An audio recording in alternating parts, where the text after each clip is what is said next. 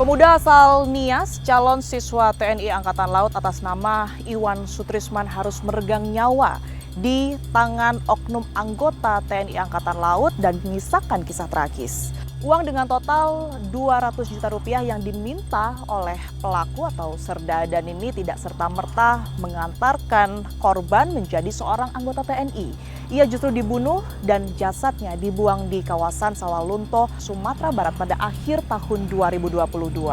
Pelaku pun berusaha untuk menutupi kematian dari Iwan dengan mengatakan kepada keluarga bahwa Iwan tengah menjalani pendidikan sebagai TNI. Keluarga pun juga baru mengetahui kematian dari Iwan di tahun 2024 atau lebih dari 1 tahun semenjak kejadian. Apa yang menjadi motif pelaku? Anda menyaksikan Fakta bersama saya, Tiara Harahap.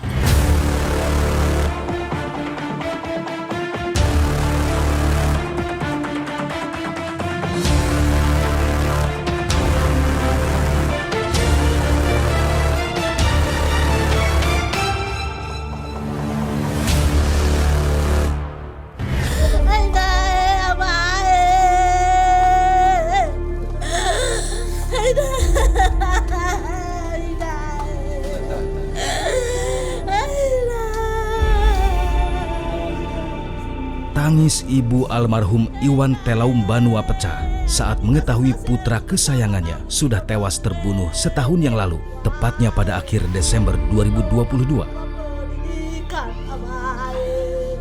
Kisah tewasnya putra kesayangan dari pasangan Losawato Telaum Banua dan Rosalina Hulu ini cukup panjang. Saat itu, Iwan Telaum Banua dijanjikan akan lulus seleksi TNI di Padang, Sumatera Barat oleh salah satu oknum TNI. Setelah sebelumnya Iwan Telaum Banua gagal mengikuti seleksi bintara TNI di wilayah Nias, Sumatera Utara. Serda Adan Aryan Marsal, dia adalah oknum TNI otak pembunuhan Iwan. Cerita ini bermula ketika Serda Adan menyanggupi untuk membantu Iwan Telaum Banua lolos seleksi TNI di wilayah Sumatera Barat. Keberangkatan Iwan bersama Serda Adan ke Sumatera Barat kala itu pun tak menyisakan kecurigaan. Bagaimana tidak, orang tua Iwan pun selalu menyanggupi permintaan Serda Adan demi anak kesayangannya lolos seleksi TNI. Total uang yang sudah dikeluarkan orang tua Iwan mencapai 200 juta rupiah. Harapan kedua orang tua Iwan jika anaknya dapat lolos seleksi TNI cukup tinggi dengan janji yang diberikan oleh Serda Adan. Bagaimana tidak, 22 Desember 2022, foto Iwan dengan seragam TNI dikirim Serda Adan kepada orang tua Iwan. Tidak hanya itu, Serda Adan pun menyampaikan ke orang tua Iwan jika sang anak sudah lulus dan akan mengikuti pendidikan di Tanjung Uban. Hampir setahun berlalu, tepatnya September 2023. Serda Adan pun memberikan kabar gembira kepada orang tua Iwan jika putra kebanggaannya akan dilantik pada Oktober 2023. Keberangkatan kedua orang tua Iwan ke Tanjung Uban pun dipenuhi harapan yang tinggi dapat melihat Iwan pada saat pelantikan dengan mengenakan seragam TNI kebanggaannya. Namun ternyata semua itu hanya tipu muslihat Serda Adan untuk mengelabui dan menutupi kematian Iwan kepada orang tua Iwan. Tidak ada pelantikan. Kedua orang tua Iwan pun bertanya-tanya akan berita yang disampaikan Serda Adan jika pelantikan Iwan Telaum Bana ditunda sampai batas waktu yang tidak ditentukan dan Iwan kini sudah terpilih sebagai anggota marinir. Lalu apa sebenarnya yang terjadi pada Iwan Telaum Banua? Melaporkan bahwa anak pelapor atas nama IST umur 22 tahun telah hilang kontak dengan keluarga sejak tanggal 22 Desember 2022, di mana anak tersebut pada tanggal 16 Desember 2022 berangkat dari Ranal Nias menuju Padang bersama dengan Serda AAM yang berdinas di Denpom Ranal Nias. Kami mendapatkan pengakuan bahwa oknum tersebut Serda AAM beserta satu orang warga sipil atas nama MAA telah menghilangkan nyawa saudara IST pada tanggal 24 Desember 2022 sore hari dengan cara ditusuk menggunakan pisau, kemudian jenazahnya dibuang di daerah Talawi, Sawalunto, Sumatera Barat.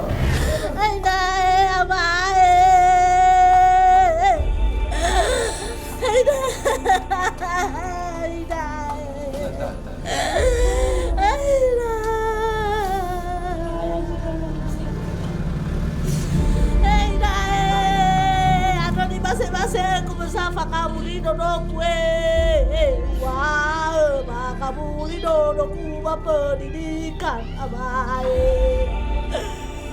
Barang bukti yang akan kita cari yaitu pisau ya, pisau yang digunakan untuk menusuk daripada korban. Informasi terakhir dari hasil pemeriksaan bahwasanya pisau dibuang di sungai di daerah Siteba atau Siteba ya.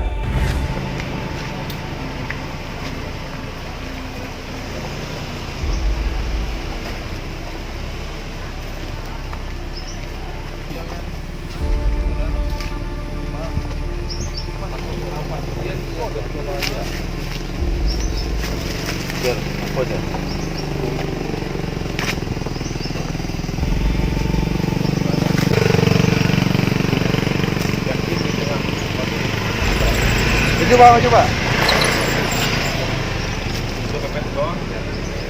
Artinya anak motor lah. Kian nggak saat? Yuk. Mati ya. Ada tanggal. Tahu cewek yang tuh. Dia pakai aplikasi siap kon itu. Sudah tahu. Kau nggak ngerti ya. Pas dulu kali ke lama itu. Tak do jatuh apa? Hah? Di siko pos yang buang. Dompet.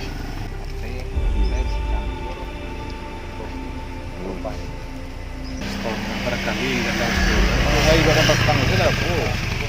Dompet tu terisia saya.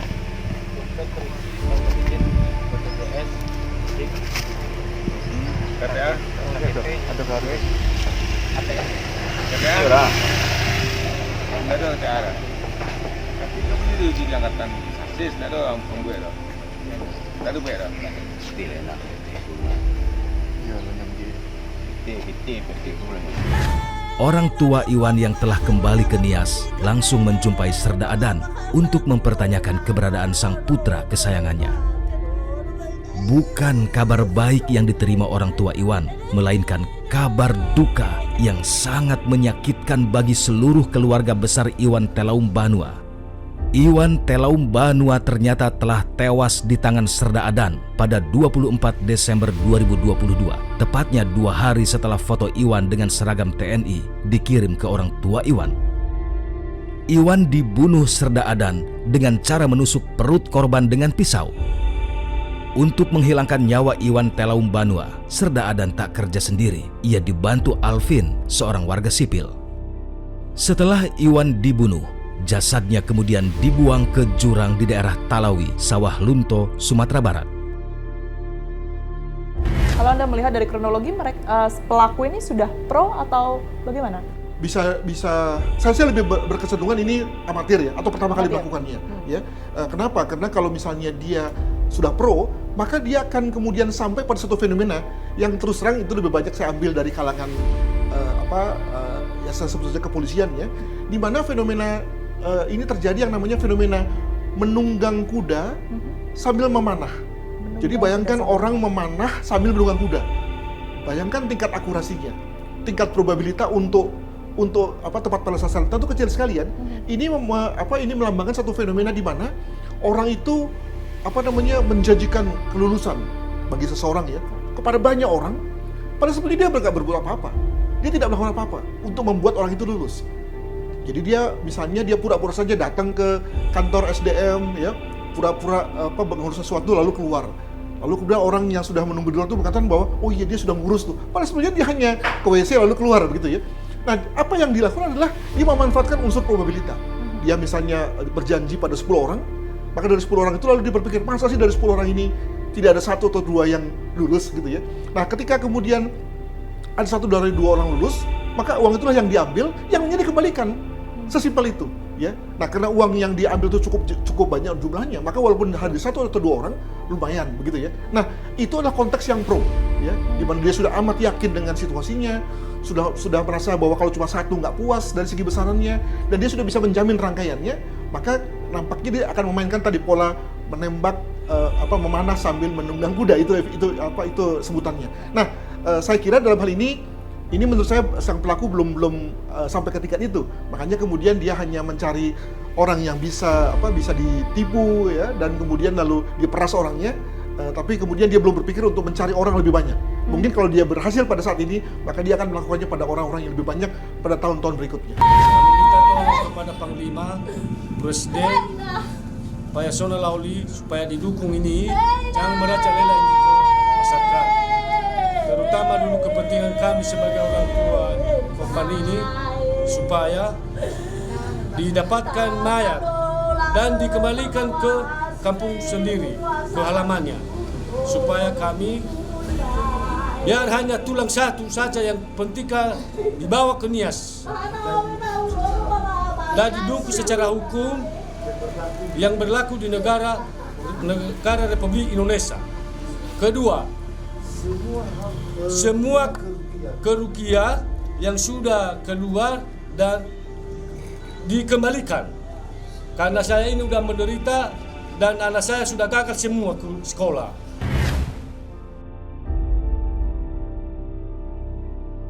Terungkapnya kematian Iwan Telaum Banua ini setelah orang tua korban melapor ke Pangkalan Angkatan Laut Nias. Usai Iwan Telaum Banua tak kunjung pulang dan keberadaannya tidak jelas.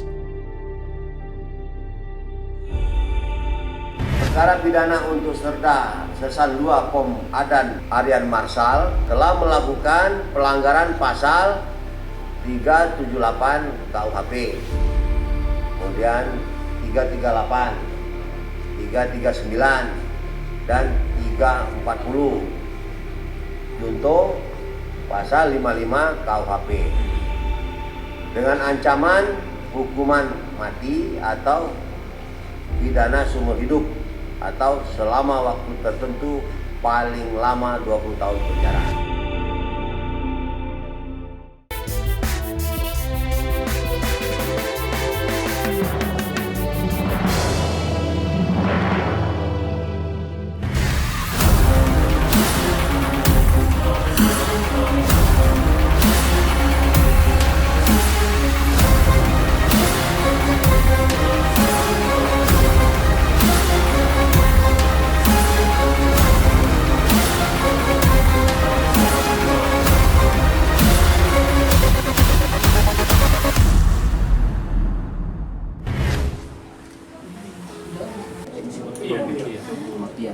Suasana haru menyelimuti kediaman Iwan Telaum Banua di Desa Lahusa Idanotae, Kecamatan Idanotae, Kabupaten Nias Selatan.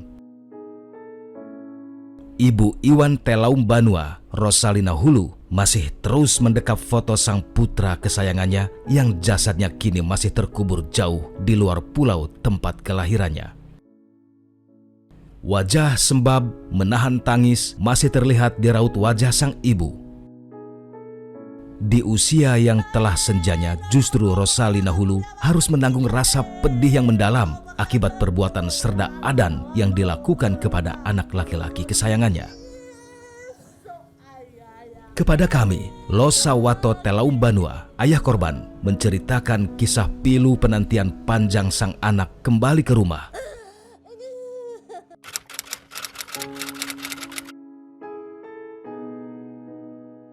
Mereka kan setelah kalah dari Nias Selatan, ditawarkannya lagi sama si biar saya bawa di Padang, karena ada om saya di Padang, supaya ada kenang-kenangan di keluarga. Sampai di sini dia di rumah ini dijemput almarhum ini. Dari situlah sampai sekarang nggak ada lagi lah daya kami menanyakan bagaimana. Akhirnya terjadilah 1 tahun 3 bulan sudah dia bunuh.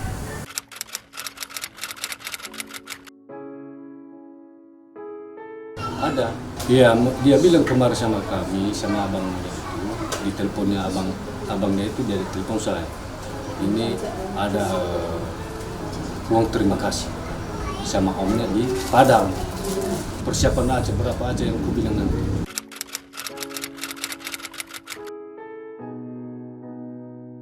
mulai dari pendaftaran di Lanal, yes, sekitar 103. Kalau boleh tahu total habis semua dari yang pertama sampai yang kedua ada berapa? Totalnya 225 juta kontan uang. Kontan uangnya ya?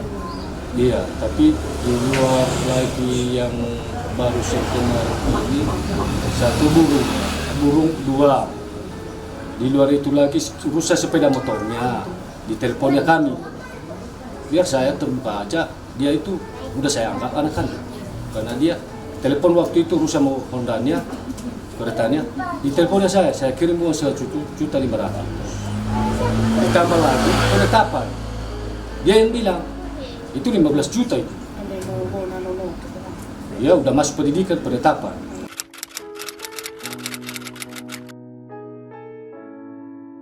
Tanggal 16 dia ke rumah di sini. Dijemputnya di rumah ini. Teleponnya, kami berangkat sore ini masuk pendidikan ADS. Udah, apa persiapan apa kedua? Datang mereka. Dia bawa mobil, jemput di sini.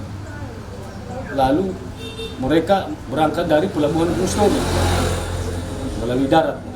Tanggal 2 masih komunikasi kami dari tanggal 16 itu sampai tanggal 22. Bicara kami waktu itu sudah dibotak, dikasihnya bajunya sama dia, dinampakkan sama kami, ini baju saya, besok berangkat kami jam 6 ke Tanjung Uban. Di situ pendidikan kami. Itu yang menyampaikan almarhum atau Adan sama almarhum? Itu percakapannya video atau foto? Video. Video call langsung. Oke. Semua keluarga sudah bicara sama dia tanggal 20. Sama almarhum ya? Udah dibotak. Almarhum juga mengakui kalau dia masuk pendidikan? Iya, karena udah dikasih baju, udah dibotak, semua sepatunya udah dikasih. Pengakuan siada udah masuk pendidikan. Dia jam 6 besok berangkat di Tanjung Uban. Gak bisa lagi main telepon karena disita semua HP. Lalu Pak, di situ tanggal 23 tidak bisa lagi komunikasi. Setelah 2 hari, saya telepon si Ada. Mana foto ademu? Kalau udah masuk dia pendidikan. Dikirimnya. Lalu, ya, semangat saya. Keluarga sebesar semua semangat. Akhirnya, dari situlah kami semangat. Setelah itu Pak, balik dari Padang dia ke sini ke rumah. Diadati dia, dihargai dia. Semua keluarga besar. Kita syukuri karena orang yang mengasihi kita yang bagus tetap kita balas yang sama.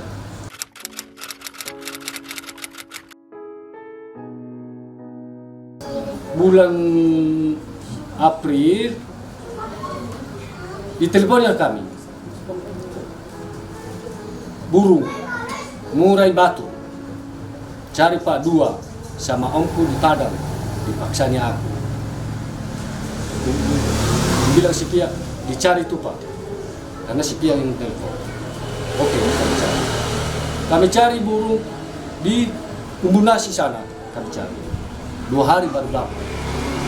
Harganya dari lapangan 14 juta. Setelah itu kami telepon dia, datang dia menjemput burung. Ya, terima kasih dulu banyak ini sama Om di Padang. Habis itu, ya persiapan mungkin ada pelatihan adik bulan 7 nanti. Penetapan dulu, penetapan. Tolong dulu diusahakan uang Pak 25 juta. Penetapan, nggak bisa sanggup. Itu nggak bisa. Nggak ada uang lagi. Belum lagi apa ini, lunas utang, kasang. Iya, biar saya telepon Om. Dia telepon Omnya, dibilangnya 15 juta. Kami usahakan, kami pinjam sama Om. Kerja bangunan, kuli bangunan. Itulah kerja kami. Untuk memperjuangkan anak ini supaya dia sukses. Mulai dari situ, kami tanda-tanda bulan 7. Akhirnya bulan 7 kemarin, pergi dia ke Gomor sini. Dia bilang, biar saya kasih pemahaman di keluarga bahwa adik saya pelantikan bulan 9 sudah ditambah waktu. Setelah itu oke.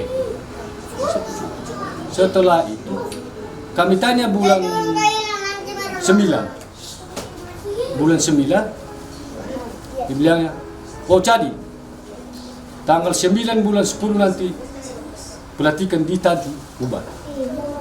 Lalu kami mempersiapkan, aku bilang sama dia nggak ada uang, biar saya ada persiapan.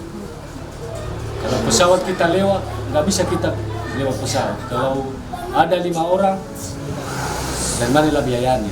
Setelah itu, oke, biar saya usahakan. Kami pinjam uang. Kami sepakati di keluarga. Apa dibilang sama saya kemarin? Saya ikut Pak, kalau pelantikan adik saya. Karena jasa saya sama orang bapak. Oke. Sehingga kami putuskan kemarin itu ada satu orang yang saya ikut di sana, termasuk adik saya. Telepon mereka bicara begitu, oke Pak, Paci, saya siap bersama. Akhirnya berubah waktu itu kami kirim dulu kosnya, lalu kami bicarakan pilih kami 4 orang melalui darat dari Usai Danau Tai menuju Gunung Stoli, Pelabuhan Gunung Stoli, Sibolga, Dumai ke Tanjung Pinang. Akhirnya kami sampai di sana. Setelah sampai di Batam, di Tanjung Uban, 2 hari. Kami tanya, di mana lokasi pelantikan adik? Waktu aja aku di sana Pak, siap saya ke sana. Sudah saya beli tiketnya, saya berangkat di sana. Kami tunggu di sana sampai tanggal 9. Kok bisa begini ada? Ya udah tertunda pelantikan adik saya. Kenapa tertunda? Udah dipilih dia menjadi Marnir. Pendidikan dia di Surabaya. Cukup lama waktunya pembunuhannya di tahun 2022 dan baru ketahuan di tahun 2024. Dari kacamata kriminolog ini apa yang perlu disoroti? Sebetulnya dari sisi aktusnya atau tindak pidananya itu sebetulnya tidak menarik lah. Tidak ada yang luar biasa. Okay. Ya, ada orang yang dijebak ya, diiming-imingi, lalu kemudian dibawa ke satu tempat dan dibunuh, ya. Lalu kemudian dibuang ke satu tempat dan baru ketahuan belakangan. Kan sebetulnya nggak ada yang aneh kan sebetulnya. Nah, yang menarik adalah konteksnya, kan gitu kan, bahwa yang bersangkutan atau korban ini adalah seorang calon siswa tamtama yang diiming-imingi masuk oleh seseorang, katakan saja gitu oknum begitu ya, dan percaya. Dan bukan hanya dia yang percaya, tapi juga keluarganya. Nah, kemudian yang bersangkutan katakan saja masuk, lalu kemudian dan sejumlah uang sudah mengalir. Nah, kelihatannya sang oknum ini kemudian lalu merasa tidak cukup, ya, merasa ingin terus memeras si calon ini, tapi sang calon ini sendiri kelihatannya sudah aware atau sudah sadar bahwa dia mungkin diperas. Maka kemudian enggak si calonnya ini, si korban. Okay. Maka kemudian lalu dalam rangka untuk lebih banyak memeras korban dan keluarganya, maka kemudian korban dibunuh sambil kemudian komunikasi tetap dibuka antara oknum dengan keluarga. Nah, ciri pendidikan TNI kan adalah demikian juga kepolisian ya, adalah jauh dari keluarga. Tidak ada komunikasi. Tidak ada komunikasi. Baru keluarga akan ketahuan, akan mengetahui si keluarganya ini setelah diundang atau pada saat diundang saat kelulusan. Itu memang kecenderungan atau kebiasaan lah begitu ya. Lalu disitulah kemudian keluarga merasa, wah anak saya sudah berubah. Bahkan banyak diberitakan keluarga-keluarga yang menangis melihat anaknya kok berubah gitu ya, tambah gagah gitu ya. Itu karena tadi mereka setahun atau 2 tahun itu diisolasi, dikosongkan kognisi mereka sehingga kemudian mereka berubah menjadi abdi negara, begitulah ya. Nah, ini dimanfaatkan nih ya, begitu kemudian sang korban ini sudah meninggal, terus komunikasi tetap dibuka dengan satu konteks bahwa sang korban ini nggak bisa dihubungi mengingat sedang dalam pendidikan. Nah, ketika itu lalu kemudian mewakili korban, sang oknum kemudian tetap meminta uang kepada keluarga. Jadi di sini memang kemampuan dari sang oknum meyakinkan keluarga itu memang lumayan tinggi gitu ya. Tapi juga memang diuntungkan oleh karena sang oknum memang memiliki relasi kuasa ya. Dia mengaku sebagai oknum dari pusat pendidikan ya. Tentu lalu juga kemudian dari pihak keluarga yang mungkin orang sederhana dan tidak punya konteks apa-apa, tidak punya lobby dengan siapapun, sehingga percaya saja. Semudah itu percaya. Dan semudah itu.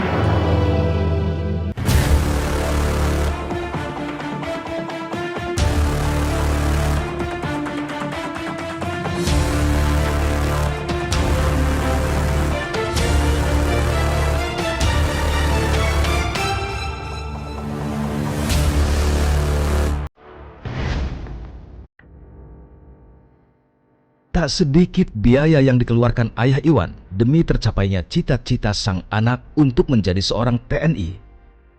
200 juta tentu bukan jumlah yang sedikit. Semua yang diminta pelaku selalu dituruti oleh korban. Dalam melakukan aksinya, Serda Adan selalu memberikan janji manis kepada sang ayah. Meski dalam waktu pertemuan beberapa kali dengan ayah korban, sebenarnya tubuh Iwan sudah terbujur kaku.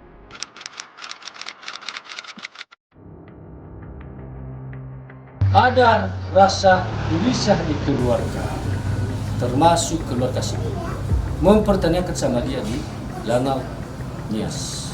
Disitulah dia mulai gelisah lagi ke keluarga, mempertanyakan, bagi kami betul gak? Dia bilangnya, saya siap menanggung nyawa adik saya kalau udah hidup. Apa ini? Apakah udah masuk pendidikan atau belum? Dia udah siap masuk pendidikan, menunggu pelatihan. Setelah itu, yang benar saja lah, bilang dulu sama kami, jangan kecewa kami. Ya udah Pak, siap saya tanggung risiko semua nanti. Apapun itu saya siap. Datang aku di keluarga. Akhirnya bulan 2, pergi lagi keluarga. Saya siap nunggu lebaran. Nunggu lebaran dia dibilang, nunggu lebaran. Pasti adekku udah hidup. Gelisah, dia bilang di situ uang telepon, kasih uang telepon, Paci 1 juta. Oke, di teleponnya kan, kirim dulu biar bicara kami. Nanti jam 8 malam. Udah dikasih sama dia 1 juta. Jumpa mereka adik saya malamnya di pelabuhan Tegal. Setelah jumpa mereka, aman itu Paci. Sebentar lagi. Tapi apa? Kurang lagi 500. Kan kita ini kan rasa gelisah kepada anak. Ditambahnya lagi 450 dikasihnya, ditambahnya lagi. Ada bukti itu. Dikirimnya itu sama Junaidi. Entah siapa Junaidi itu. Akhirnya setelah dikirim itu, dibilangnya sama adik saya, di bawah itu kita bicara di Pelabuhan Baru. Di situ bicara kita. Takut aku di sini karena ada perwira nanti. Dibilang sama saya, kenapa di sini kamu? Ya oke. Dia duluan pergi, baru diikutinya adik saya. Setelah sampai di bawah, udah parkir dia, udah gelap, entah ada tujuannya itu. Setelah wanting-wanting adik saya mau diikuti, mungkinlah ada ini nanti. Macam mana? Oh nggak bisa lagi, Haji. Ini nggak bisa dicikan komandannya. Udah larut malam nih. Makanya dibilang adik saya, berbohong aja kami ini. Udah kamu bunuh adikmu ini. Tidak Pak, tidak Pak. Akhirnya adik saya langsung balik. Lari dia. Takutlah mungkin ada kawannya kan dikeroyok di situ. Makanya hati-hati dia. Langsung balik di sini dia jam 12 malam dari Kendala. Sampai di situ mulai gelisah sekali. Pasti ada kejadian ini. Terjadi mimpi-mimpi buruk lah di keluarga. Di situ mulai terasa. Mimpi dia terakhir, saya Paci, kenapa tidak ditembak? Kenapa kamu biarkan saja saya Paci? Mulailah dari situ Pak. Saya tantang. Mulai dari situ lah, sekarang ambil kesimpulan, kami mempertanyakan jalan bagaimana supaya terungkap masalah itu. Udah. Akhirnya Pak, tanggal 26 ya, 26 kami melapor di Pomal. Di situ dipanggil siaga. Banyak belok-beloknya, banyak macam perbuatan dibilangnya, tidak saya tahu, lari, alasan, beribu alasan sama dia. Setelah itu baru terungkap tanggal 28 jam 9 malam di sini disampaikan dari Lanal Tengah Nias. Disitulah mulai kerusakan, baru kami tahu bahwa sudah ada. Apa yang sebenarnya terjadi di pikiran pelaku ini? Apakah memang ini nantinya dia berpikiran atau mungkin berencana ini akan mulus-mulus saja begitu ya, dengan keluarga ini tidak akan mengetahui pembunuhan, atau memang akan terlihat bahwa nanti akan diberitahu keluarganya pada saat waktu yang sudah tepat? Karena kan begini, pelaku kan memberitahu keluarga untuk kemudian datang, artinya mereka kan tatap muka kan Pak dengan sang pelaku ini.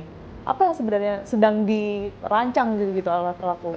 Jadi saya kira pelaku itu memang memainkan kartu, ya, kartu truf lah begitu ya. Dengan asumsi bahwa korban tidak bisa berkomunikasi dengan keluarga, maka diwakililah oleh sang oknum. Kan? Dengan begitu lalu kemudian si oknum ini punya semacam legitimasi untuk meminta uang. Nah setelah 6 bulan, 7 bulan lalu apa? Kemungkinan juga dari pihak sebelah sana, pihak keluarga juga kan sudah mulai berpikir, ya, menanyakan. Harusnya kan sudah lulus, kemudian juga sudah nanya-nanya ke berbagai pihak, karena tadi sudah terdesak, maka kemudian diundanglah, ya, dengan satu maksud adalah si keluarga datang, lalu kemudian dia bisa ngomong bahwa penundaan dan seterusnya. Jadi memang waktunya makin mepet, kartu trufnya akan makin sedikit. Nah, tentu dalam hal ini juga kemungkinan si pelaku sudah mulai berpikir tentang escape route, ya, atau rute untuk lari, ya, misalnya dengan cara mereka lari atau mungkin juga membunuh keluarga atau atau hal-hal yang lain agar kemudian dia tetap aman. Sekali lagi poin saya adalah bahwa kelihatannya memang kartu trufnya akan makin habis ya, saat dia berkali-kali mengatakan kepada keluarga bahwa terjadi penundaan kelulusan, ya, tanpa kemudian lalu keluarga bisa melihat sang korban. Begitu. Berarti ada kemungkinan pelaku ini bisa nekat membunuh keluarga ya, jika kartu truf tadi yang sempat disebutkan. Bisa dua, bisa pertama ini sudah semakin menipis. Betul, bisa dia melarikan diri bersama dengan temannya yang orang sipil, atau yang kedua adalah dia bunuh keluarga korban agar kemudian tidak bicara.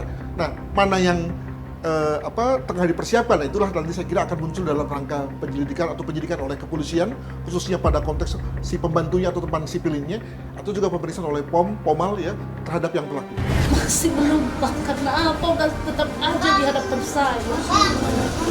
Karena nggak ada belum datang dulu jasanya di sini, makanya tetap sedihlah aku lah. Sedangkan semua uang itu yang sudah dikeluarkan bukan uang kami, itu uang dipinjam sama keluarga 100 juta, 100 ribu, 50 ribu, sama tetangga, sama orang janda di situ, bukan uang kami. Sampai sekarang belum dibayar satu speser pun uang itu.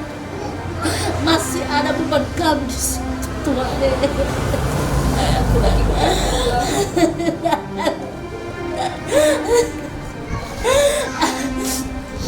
Itu harapan saya tadi, udah masuk pendidikan anak saya. Kalau aku telepon ada macam mana ada, tenang aja lah dulu ibu, jangan sampai sakit ibu, karena aku kan udah sakit aku. Jangan sampai sakit ibu, nanti datang adekku bulan ini, datang dengan tiba-tiba nanti aku bilang sama dia, oh terima kasih ya nak, informasi dari anak saya, Adam.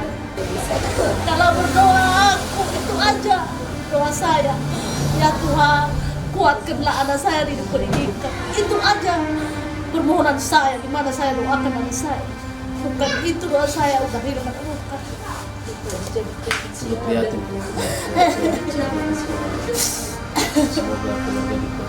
Itulah titik terangnya sekarang, permohonan saya, doa saya. Inilah yang terjadi sekarang. Anak saya udah hidup.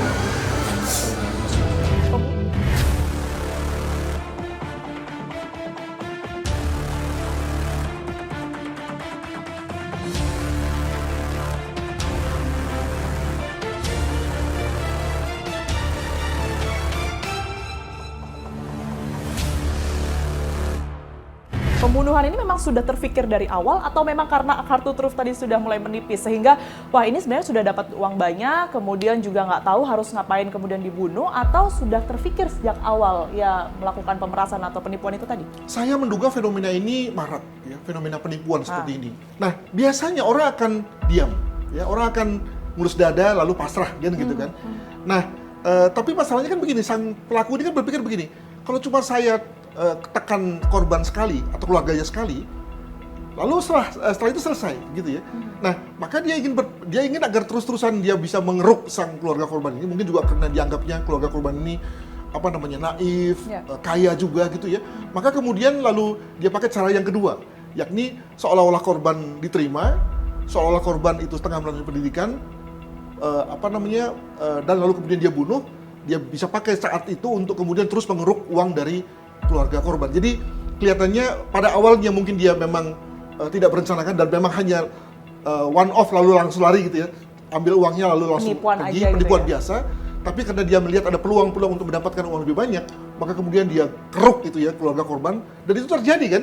Baik, jadi memang sebenarnya tidak ada yang dilakukan oleh pelaku apapun untuk kemudian ini mengusahakan korban betul-betul masuk menjadi seorang anggota TNI, begitu ya? Saya kira begitu, karena saya kira juga setiap angkatan tentu ingin agar mendapatkan calon-calon yang terbaik kan. Jadi saya kira nggak ada angkatan yang lalu kemudian memberikan untuk kepentingan orang dalam atau apa itu tidak dilakukan sebenarnya oleh pelaku. Sebetulnya tidak ada. Apalagi misalnya pada beberapa jenis kedinasan yang sudah memakai pendekatan CAT ya, tes berbasis komputer, di mana ada lagi ruang untuk orang-orang yang sebetulnya nggak lulus sebetulnya. Jadi sebetulnya ada hikmah juga sih lewat kasus ini, yakni bahwa dengan ini kemudian banyak orang disadarkan atau diharapkan untuk sadar untuk berhati-hati. Jangan mau tergiur dengan tawaran-tawaran dari orang yang mengatakan bisa meluluskan, bisa memasukkan, padahal sebetulnya dia tidak berbuat apa-apa, yang dia ingin hanya menarik atau mengambil uang kita. Kenapa bisa terjadi sekalipun dari ini adalah salah satu sampel dari sekian banyak kejadian gitu ya Pak Adrianus. Ini Anda melihat fenomena apa? Apa memang betul pelaku ini sangat mudah untuk melakukan tipu daya begitu ya? Atau memang karena kondisi dari keluarga ini yang kemudian berada di daerah, kemudian juga sedemikian mudahnya memberikan kepercayaan juga? Saya kira memang kita harus lihat dalam setting Indonesia ya, yang memang melihat atau orang yang bekerja di angkatan, di kepolisian maupun di TNI sebagai sesuatu yang wah gitu ya. Makanya kemudian lalu banyak orang berlomba-lomba untuk memasukkan anaknya, bahkan kemudian tanpa berpikir panjang lagi itu ya, membayar sekalipun melakukan untuk menjadi aja, gitu betul. Ya? Bayangkan dengan konteks di luar negeri ya, di mana orang banyak menghindar wajib militer, di Indonesia malah mau bayar kan. Ini kan mengindikasikan ada sesuatu. Moga-moga ini juga tidak lalu menjadikan sang bintara, tamtama atau perwira itu setelah masuk menjadi anggota lalu kemudian mulai macam-macam ya dari segi integritas, moga-moga begitu ya. Tapi pada dasarnya bahwa memang masyarakat Indonesia memang menganggap bahwa bekerja sebagai jajaran itu sebagai sesuatu yang membanggakan dan membuat lalu orang ingin untuk masuk ke menjadi anggota TNI ataupun anggota Polri. Karena belum ketahuan juga ya Pak Adrianus, ini motifnya apa? Apakah memang betul karena uang saja cukup dan berhenti di situ atau ada yang lainnya? Saya kira ini soal ekonomi ya. Ekonomi. Jadi ya ini juga terkait juga dengan konteks di mana si pelaku berada, yang mungkin berasal dari jajaran yang tidak bisa ada kesempatan untuk main-main begitu ya. Nah kemungkinan dia juga punya kebiasaan yang menarik banyak uang, membutuhkan banyak uang, maka kemudian dia butuh uang itu, lalu mulai kemudian dia menggadaikan kewenangannya. Jadi bayangkan kan pelaku ini kan sebetulnya provos kan, kalau saya nggak salah ya, yang ditakuti, yang yang menimbulkan keseganan, sehingga lalu dia berpikir bahwa dengan dia menjadi seorang provos, banyak orang yang tidak berani bertanya pada dia, dan mungkin itu yang dia manfaatkan pertama kali dalam rangka mendekati korbannya, ya. Jadi kemungkinan saya bayangkan ya bahwa setting penerimaan pada waktu itu sebetulnya steril. Tidak ada orang yang berani masuk, tidak ada orang sipil yang boleh masuk, hanya anggota. Anggota pun juga terbatas, hanya mereka-mereka yang bertugas di bagian penerimaan. Nah, tapi bagi seorang provos boleh dia muter-muter. Nah, ketika itu lalu kemudian dia mulai mendekati keluarga, mendekati sang calon ini ya, lalu mulai komunikasi. Jadi dia betul-betul memanfaatkan kewenangannya untuk mendekati korban dan keluarga korban. Ya, nah lalu siapa sih yang nggak merasa percaya dengan seorang anggota yang begitu keren ya dan gagah. Nah, mulai iming-iming bahasa-bahasa surga ya, mulai dikeluarkan, lalu kemudian lalu terjadilah penipuan tersebut. Begitu. Pak Adrianus, terima kasih banyak atas waktu dan juga pandangannya kepada kami. Sehat selalu. Proses penyidikan terhadap tersangka masih terus berlangsung. Pihak keluarga pun hingga saat ini masih terus menunggu proses pembongkaran makam korban dan juga pengambilan sampel tes DNA untuk membawa pulang kembali jenazah Iwan ke kampung halaman. Di sisi lain, kriminolog Universitas Indonesia menyebutkan bahwa ekonomi bisa menjadi satu-satunya motif sehingga pelaku melakukan pembunuhan keji terhadap Iwan. Saksikan terus Fakta setiap hari Senin pukul 20 waktu Indonesia Barat hanya di TV One.